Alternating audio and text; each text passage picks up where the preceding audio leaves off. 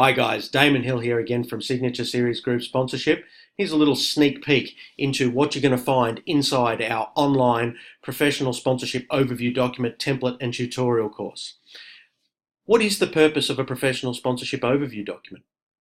Well, the purpose is to move you from having perhaps online conversations with a prospect, a potential sponsor, to having one-on-one conversations with them where you can do some intelligence gathering, right?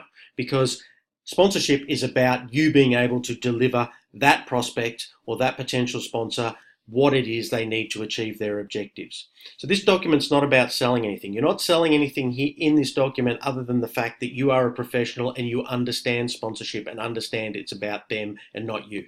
So in this final section, we're going to go through the best way for you to be able to segue from the introduction process and move into asking for the opportunity to sit down and have a bit of a chat with them about their objectives. So then you'll be able to move on and create a tailored sponsorship proposal for them where you will provide them solutions and obviously include costings and so on and so forth.